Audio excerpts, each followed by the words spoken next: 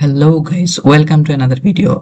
আশা করি সবাই ভালো আছেন। তাহলে কথা না বাড়িয়ে শুরু করি আজকে আরেকটি নতুন ভিডিও। তো কিভাবে ই পাসপোর্টের পেমেন্টটি করা যায়, যেটা আপনি খুবই ইজিলি করতে পারবেন। তার জন্য প্রথমেই আপনাকে ওয়েবসাইটের মধ্যে গিয়ে চালান সার্চ করতে হবে, তারপরে গিয়ে সেইটার মধ্যে ঢুকতে হবে। ঢুকে সেই জায়গার মধ্যে এখানে পাসপোর্ট ফি একটা ইন্টারফেস থাকবে, সেটাতে ক্লিক করতে হবে। বাম পাশে লেখা থাকবে নির্বাচন করুন। এখানে আপনি কত নম্বর পৃষ্ঠার করতে চাচ্ছেন পাসপোর্টটি, সেটা নির্বাচন করবেন। ডান দিকে আছে আপনার কত দিনের মেয়াদি, 5 বছর, 10 বছর, 15 বছর, 20 বছর। তারপরে সেই জায়গায় আরো কিছু ইনফরমেশন দেওয়া থাকবে যে কত টাকা আপনার পাসপোর্টের জন্য খরচ হবে সেইটা।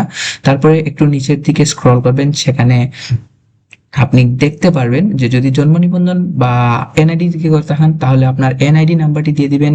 তার সাথে আপনার এনআইডি সাথে মিল রেখে আপনার নাম এবং ঠিকানাটা দিয়ে দিবেন। তারপরে চলে আসুন মোবাইল নাম্বারে গিয়ে একটি আপনার যার যে নাম্বারের মাধ্যমে আপনি পেমেন্ট করবেন সেই নাম্বারটি দিয়ে দিবেন। তারপরে মেলটি সিলেক্ট করে নেবেন।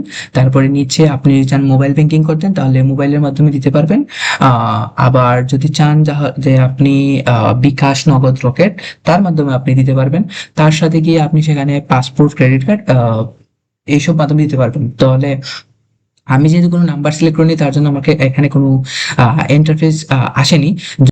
তার জন্য আমি আপনাদেরকে বলে দিচ্ছি যে তার জন্য আপনারা আপনাদের ব্যাংকে যদি করে থাকেন তাহলে আপনাদের ব্যাংকের অ্যাকাউন্ট নাম্বার, আর যদি মোবাইল ফোনের মাধ্যমে করে থাকেন তাহলে আপনাদের বিকাশ, রকেট বা নগদের সেই নাম্বারটি দিয়ে দিবেন। নাম্বারটি দেওয়ার পরবর্তীতে আপনাদের ওইখানে বিকাশের একটি এন্টারপ্রাইজ আসবে বা রকেটের এন্টারপ্রাইজ আসবে, সেখানে আপনাদের পিনটি দিয়ে দিবেন।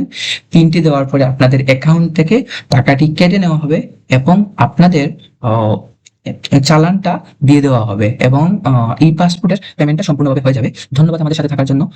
ভিডিওটি পুরো ভালো লাগলে একটি লাইক, কমেন্ট এবং সাবস্ক্রাইব করে দিবেন। ধন্যবাদ।